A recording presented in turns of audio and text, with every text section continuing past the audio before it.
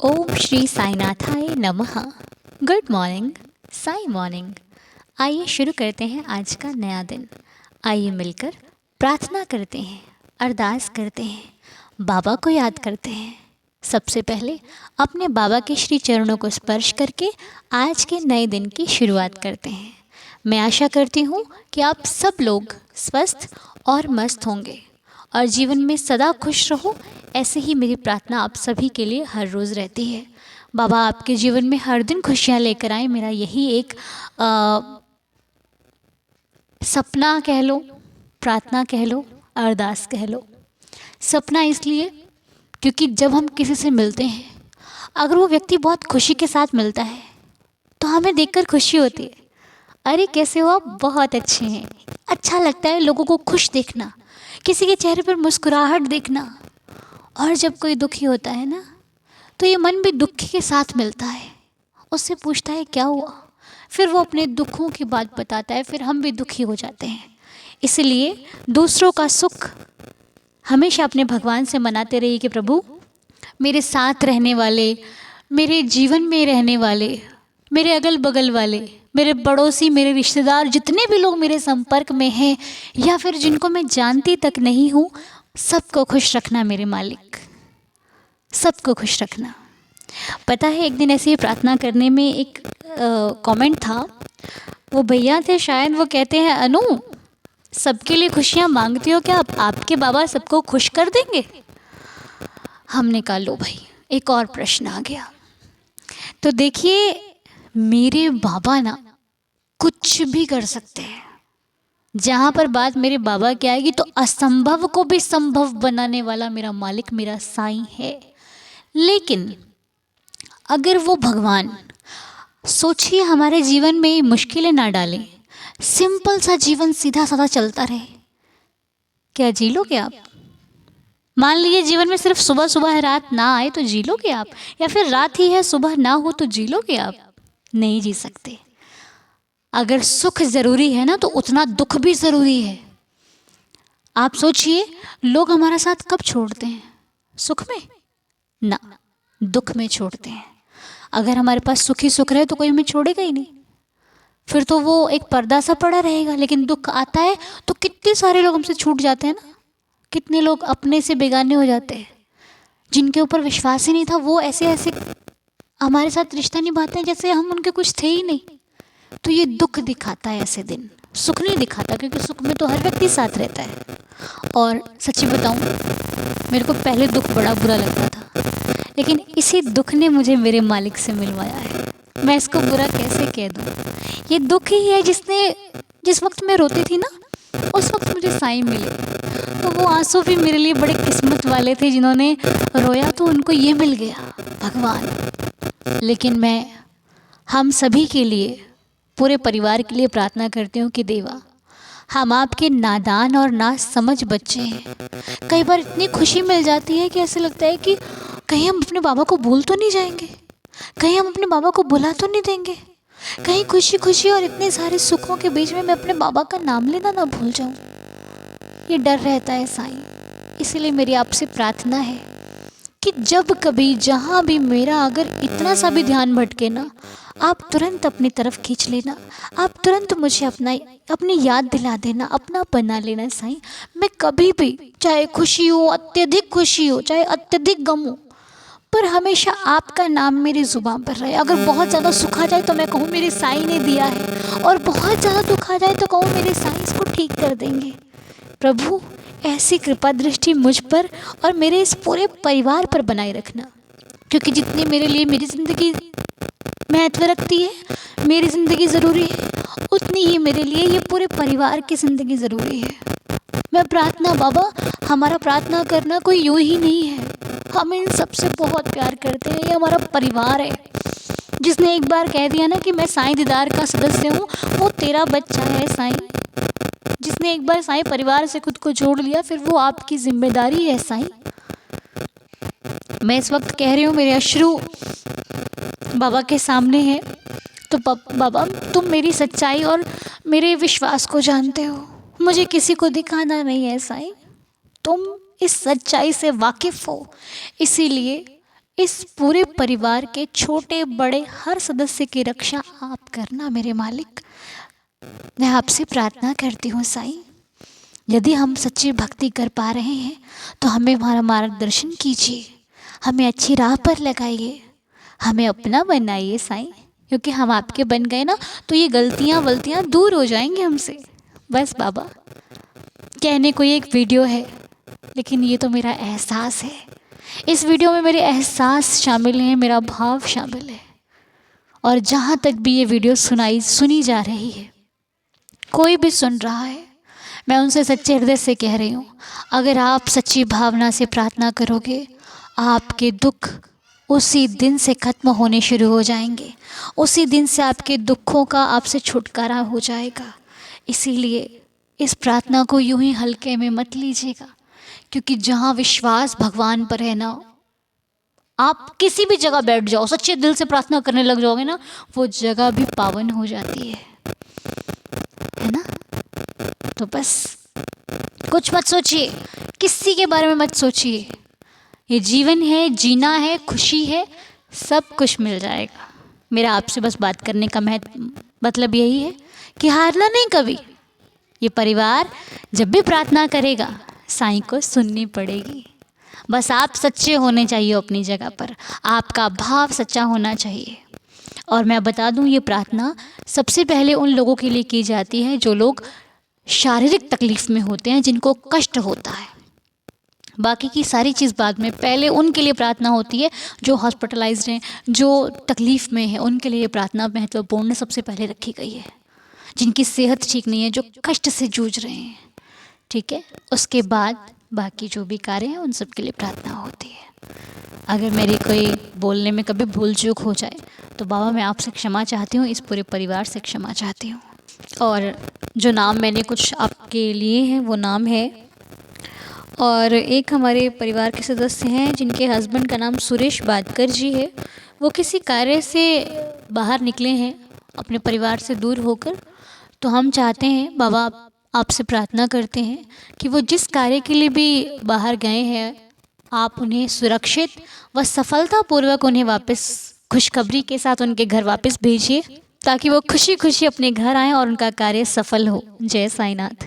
तो एक हमारे फैमिली मेम्बर के भैया, जिनका नाम निखिलेश कुमार गौर है, इनका बर्थडे है। हैप्पी बर्थडे निखिलेश जी। साईं जी आपको स्वस्थ रखे, खुश रखे, मस्त रखें। आपको आपके जन्मदिन की इस पूरे परिवार की तरफ से हार्दिक शुभकामनाएं। साईं की कृपा से आपका हर कार्य सफलतापूर्वक हो और आपको आपके जीवन में हमेशा सफलता मिले, खुशी मिले, भगवान का आशीर्वाद मिले, और आप जो भी करो आपकी हर इच्छा मनोकामना पूरी हो।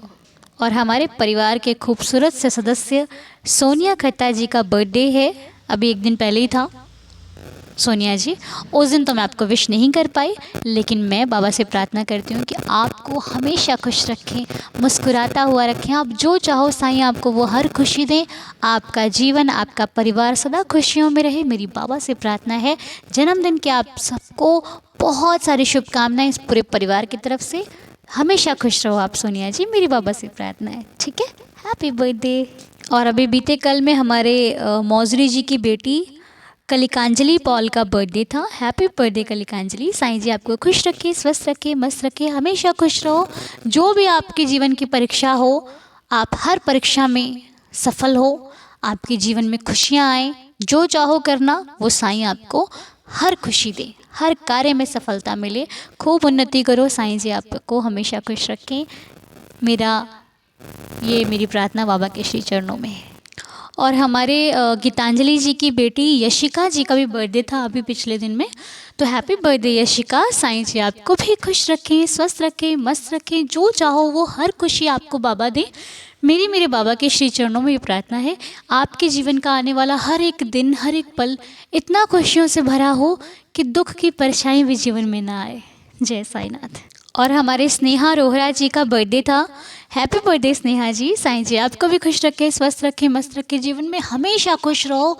इतनी कृपा साईं आप पर करें कि जीवन का हर एक पल खुशियों से भरपूर हो, खुशी रहो भी और खुशियाँ बांटो भी, इतनी खुशियाँ आपके जीवन में हो। मैं साईं चरणों में प्रार्थना करती हूँ। तो ये कुछ नाम जन्मदिन के थे। और अभी आपने कुछ दिनों पहले एक मैसेज पढ़ा होगा बनीता जी का, जिन्होंने एक छोटी सी लीला शेयर करी थी कि उनके बेटे का जो भी कार्य था वो 2 साल से नहीं हो रहा था, बाबा ने कर दिया। उसके लिए बहुत बहुत शुक्रिया बनीता जी, आपने हमारे साथ ये लीला, छोटी सी लीला हो लेकिन शेयर तो करी। और अभी बीते दिनों में हमारी भावना जी का बर्थडे था, भावना दुआ जी का। हैप्पी बर्थडे भावना जी, मैं उस वक्त आपको विश नहीं कर पाई, क्षमा चाहती हूँ, लेकिन जन्मदिन की बहुत सारी शुभकामनाएं। जीवन का हर खुशी का दिन एक जन्मदिन की तरह होता है। जिस दिन खुशियाँ हो ना, समझ लीजिए आज बहुत अच्छा दिन है, आज ही मेरा बर्थडे है, क्योंकि खुशी का दिन ही महत्व रखता है ना। दुख भरे दिन को कौन याद करना चाहता है। हमेशा खुश रहो, मैं तो यही चाहती हूँ, साईं आपको सदा खुश रखे। आइए अब हम मिलकर आज सुनने वाली लीला को सुन लेते हैं, जो लीला आज हमें बाबा सुनाना चाहते हैं। चलिए आज की लीला सुनते हैं। नमस्ते अनु और नमस्ते साई दीदार फैमिली। मैं स्वाति बोल रही हूँ नवी मुंबई से। मैंने और भी बहुत सी लीलाएं भेजी थी और अनु ने वो सब लीलाओं को आप लोग को सुनवाया भी है। थैंक यू अनु। मैं आज फिर से आपको एक छोटी सी लीला भेज रही हूँ। बात 1 जनवरी की है। यहाँ पर पनवेल में, नवी मुंबई पनवेल में एक साईं बाबा का मंदिर है, जो जो कि बहुत जिसकी बहुत मान्यता है। बिकॉज़ वो जो साईं बाबा के मंदिर में जो साईं बाबा हैं, उनकी मूर्ति जिस सांचे से बनी है उसी सांचे से जो शिरडी में साईं बाबा की मूर्ति है वो बनी हुई है। पर शिरडी में तो वो संगमरमर की मूर्ति है, यहाँ पर वो धातु की मूर्ति है, पर एकदम स्वरूप वैसा ही है और यहाँ पे बहुत मान्यता है उसकी। तो मैं फ़र्स्ट को तो जा नहीं पा रही थी शिरडी, तो मैंने सोचा मैं पनवेल वाले मंदिर ही चली जाऊँ। तो मैं, मेरी फैमिली, मेरे इन लॉज़ भी आए हुए थे, हम लोग सब लोग गए पनवेल वाले मंदिर में। ऐसे मंदिर में ज़्यादा भीड़ नहीं होती, पर जब हम फर्स्ट को पहुँचे तो इतनी भीड़ थी, देख के मुझे तो लगा कि कैसे क्या होगा। फिर मैं अपनी मदर इन लॉ के साथ थी और मेरी बेटी, मेरे फादर इन लॉ के साथ हम लोग आगे बढ़े। तो वहाँ पे सबने कहा कि सीनियर सिटीज़न है तो आप साइड से लेके चले जाओ। तो मैं तो साइड से लेके चली गई और एकदम मैं अंदर चली गई। अब मेरे हस्बैंड तो कार पार्क करने गए हुए थे, वो कार पार्क करके आए। तो वो मैं अंदर चली गई और बिल्कुल एकदम साइड से लाइन जा रही थी। बहुत भीड़ थी, बहुत भीड़ थी। फिर एकदम से मैं थोड़ा-सा ऐसे बीच में से आके देखने लगी। बीच में कोई नहीं था, सब साइड से जा रहे थे, उनके चरण स्पर्श करके सब निकलते जा रहे थे। मैं बीच में आके खड़ी हो गई, मतलब सामने से मैंने साईं बाबा को देखा और मैं, मतलब वहाँ पे पंडित जी थे। तो वहाँ पर मैंने अब साईं बाबा को देखा। अब साइड में मैंने देखा घूम के, तो मेरे हस्बैंड आ गए थे बाहर पार्किंग से और वो अब दूर से ही हाथ हिला रहे थे कि मैं कैसे आऊँ। तो मैंने कहा भी, तो फिर पंडित जी ने देखा कि मेरे हस्बैंड हैं वहाँ पर और मैं यहाँ पे खड़ी हूँ, तो उन्होंने उनको ज़ोर से बोला, "सर आप आइए।" तो मेरे हस्बैंड बोले, "क्या?" तो उन्होंने बोला, "सर आप आइए आगे।" मेरे हस्बैंड वहाँ से लाइन क्रॉस करते हुए सीधे मेरे पास आ गए। मतलब इतनी लंबी लाइन, इतनी लंबी लाइन, और पंडित जी को पता नहीं क्या समझा, क्या हुआ, मेरे को समझ में सब साईं बाबा की कृपा। उन्होंने मेरे हस्बैंड को बोला कि हाँ, आप आइए, और हस्बैंड उधर से आ गए। फिर हम लोग ने साईं बाबा के, हम लोग चरण हम लोग ने स्पर्श किए, हम लोग बाहर निकले। फिर मतलब मैं बाहर निकल के, फिर मेरे हस्बैंड ने स्पर्श किए। तो फिर पंडित जी ने मुझे दूसरे पंडित जी थे, उन्होंने फिर मुझे वापस बुलाया कि नहीं नहीं आप आइए, आप दोनों साथ में करिए। मतलब मैं तो सो मेरे मेरे फादर इन लॉ ने बोला कि तुम बहुत ज़्यादा साईं भक्त हो, बहुत बड़ी, इसलिए तुमको वापस से बुलाई। तो इस उस मतलब ऐसे शिरडी जैसी लाइन लगी थी और कोई ऐसे बाहर निकलने के बाद वापस नहीं बुलाता, उन्होंने मुझे वापस बुलाया। मतलब उस दिन तो मैं सच में माना कि मेरी ये साईं बाबा की कोई कृपा थी, जो मुझे ऐसे हुआ, उन्होंने उनको बुलाया। मतलब क्या चीज़ थी ये, मुझे खुद नहीं समझ में आया। खैर मुझे समझ में आया कि मैंने उस दिन साई सचरित का लास्ट चैप्टर पढ़ के मैं गई थी। मैं हर समय, मैं हर थर्सडे पढ़ती हूँ साई सचरित, और उस दिन भी साई, मतलब थर्सडे था और मेरा लास्ट चैप्टर बचा था और मैं वो ख़त्म करके फिर मैं गई थी। तो साईं बाबा की कृपा थी या क्या था, बट है, साईं बाबा की कृपा तो है ही, उसमें तो कोई खैर शक ही नहीं है। बट अनु, आपने जब से बोला है तब से, मतलब मैं आपके चैनल से आई थिंक 1.5-2 साल से जुड़ी हूँ। तब से मैं फ़ील करने लगी हूँ कि हाँ, अभी साईं बाबा, पहले मुझे लगता था हाँ चलो ये हो गया, वो हो गया। बट अब मुझे समझ में आता है कि हाँ, ये साईं बाबा की कृपा थी, ये साईं बाबा की कृपा थी। Thank you Anu, thank you so much, thank you so much Sai दीदार फैमिली। नमस्कार। तो स्वाति जी, बहुत ही सुंदर लीला। वैसे बाबा क्या करते हैं ना, ये हम सोच भी नहीं सकते और ना हमें सोचना चाहिए। जो बाबा ने करना है बाबा पर छोड़ दो, क्योंकि बाबा वो करेंगे जो हमारी कल्पना से भी ऊपर है। हम वैसा सोच भी नहीं सकते जो साईं हमें दे देंगे। बेहतर मांगा है ना, बेहतरीन देगा। तुम सब्र करना, वो तुम्हारे यकीन को कभी नहीं तोड़ेगा। तुम जितना यकीन करते हो उससे दुगना करने लग जाओगे, ऐसी वो कृपा कर देंगे। ये बात सच है और सच थी और सच रहेगी। थैंक यू देवा। इतनी प्यारी प्यारी लीला आपके आशीर्वाद से सुनने को मिलती हैं। हमारी सुबह ही आपकी लीला से होती है। हम और कितना सुख मांग लें आपसे, इससे बड़ा सुख तो शायद किसी के जीवन में नहीं होगा। जो भाग्यशाली हैं, जिनको आपने चुना है, वही ये सुख का लाभ उठा सकते हैं प्रभु। ऐसे ही सबको सौभाग्यशाली बनाइए और हर एक व्यक्ति की सुबह आपके नाम और आपके आशीर्वाद से हो, मेरी आपके श्री चरणों में ये बारंबार प्रार्थना है। तो ये स्वाति जी की लीला के बाद एक आपको बहुत सुंदर सी चीज़ सुनाने वाली हूँ। सुनना चाहोगे? हाँ जी। एक बच्चा है, हमारे धर्मेंद्र जी की सुपुत्र हैं, वैभव वर्मा सॉरी। तो बच्चे वैभव की आवाज़ में आपको 11 वचन सुनने हैं। आइए मिलकर अब वैभव के द्वारा बोले हुए 11 वचन सुनते हैं। आइए मिलकर।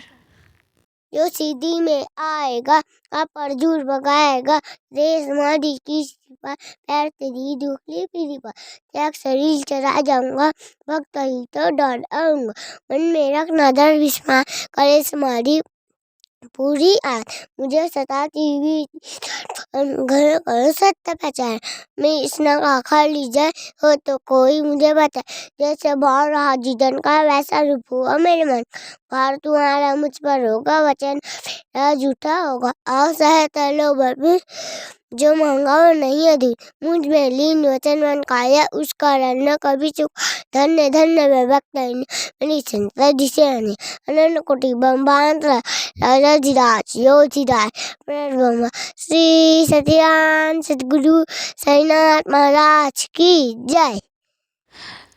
तो ये नन्हा सा बालक, मात्र 5 साल की उम्र है बच्चे की, लेकिन 11 वचन सुनकर ऐसा लगा कि मानो मन पिघल सा गया है। ऐसा लगता है, मतलब बच्चों के मुख से जब मैं 11 वचन सुनती हूँ ना, वो शब्द इतने प्यारे लगते हैं कि हमारी इस स्पष्ट भाषा में भी वो भाव नहीं है जो इनके लड़खड़ाते हुए शब्दों में है। सच में ऐसे बच्चे, सच में क्या ही कहूँ, मेरे को बोलना भी नहीं आ रहा है। देखो, उसके सुन के मैं अपना बोलना भूल गई हूँ। तो धर्मेंद्र जी बहुत ही सुंदर, बहुत ही सुंदर। मैं, हमारा ये पूरा परिवार वैभव को आशीर्वाद देता है कि ये बच्चा लाइफ में खूब तरक्की करे, खूब ऐसे कार्य करे जिसमें इनका खूब नाम हो, और जहाँ पर भी नाम हो वहाँ एक शिक्षा हो, वहाँ एक प्रेरणा हो। मैं ऐसी बाबा से प्रार्थना करती हूँ, हे साईं, हर बच्चे को अपने चरणों से लगाइए, अपनी शरण में रखिए, अपने सानिध्य में रखिए, और हर बच्चा आज के इस युग में एक प्रेरणा बने, जो इस परिवार से जुड़ा है या फिर वो हमें सुनता है या फिर कहीं पर भी, लेकिन बच्चा जो आपकी शरण में आ जाए वो एक प्रेरणा बने उन लोगों के लिए जो कुछ सीखना चाहते हैं। ऐसी कृपा दृष्टि सदैव बनाए रखिएगा साईं। तो आइए अब हम लोग भी वैभव को सुनकर 11 वचन पढ़ते हैं, वैभव से सीखकर, और अपने जीवन को, अपने दिन को बेहतरीन बनाते हैं। आइए। थैंक यू वैभव, बहुत बहुत शुक्रिया बच्चे आपका, बहुत बहुत शुक्रिया। ऐसे ही 11 वचन पढ़ते रहो और खूब अच्छे अच्छे कार्य करो। मम्मी पापा का कहना मानो, मम्मी पापा ही आपके भगवान हैं जो आपको सब कुछ दे सकते हैं, और मम्मी पापा की बात मानो, उनकी बात को मानकर ही कोई कार्य करो। अगर मम्मी पापा मना कर दें तो कोई कार्य नहीं करना, और मम्मी पापा हाँ कहें तभी कोई कार्य करना। उससे भगवान आपको बहुत बहुत खुशियाँ देंगे और बहुत अच्छे अच्छे ऐसा आशीर्वाद देंगे जो शायद मांगने से भी कभी कभी नहीं मिलता। तो आइए मिलकर 11 वचन पढ़ते हैं। ओम साई राम। जो शिरडी में आएगा आपद दूर भगाएगा, चढ़े समाधि की सीढ़ी पर, पैर तले दुख की पीढ़ी पर, त्याग शरीर चला जाऊंगा, भक्त ही तो दौड़ा आऊंगा, मन में रखना दृढ़ विश्वास, करे समाधि पूरी आस, मुझे सदा जीवित ही जानो, अनुभव करो सत्य पहचानो, मेरी शरणा खाली जाए, हो तो कोई मुझे बताए, जैसा भाव रहा जिस जन का, वैसा रूप हुआ मेरे मन का, भार तुम्हारा मुझ पर होगा, वचन न मेरा झूठा होगा। आ सहायता लो भरपूर, जो मांगा वो नहीं है दूर। मुझ में लीन वचन मन काया, उसका ऋण ना कभी चुकाया। धन्य धन्य वह भक्त अनन्य, मेरी शरण तज जिसे न अन्य। अनंत कोटि ब्रह्मांड नायक, राजाधिराज योगिराज परब्रह्म, श्री सच्चिदानंद सद्गुरु साईनाथ महाराज की जय। बाबा के श्री चरणों में कोटि कोटि प्रणाम करते हुए आज की प्रार्थना को यहीं पर संपूर्ण करते हैं। मेरे साईं की कृपा बरसती रहे आप पर, हम पर, सभी पर। इसी के साथ मुलाकात करेंगे आपसे बहुत जल्द। तब तक के लिए ओम साई राम, जय जय साई राम।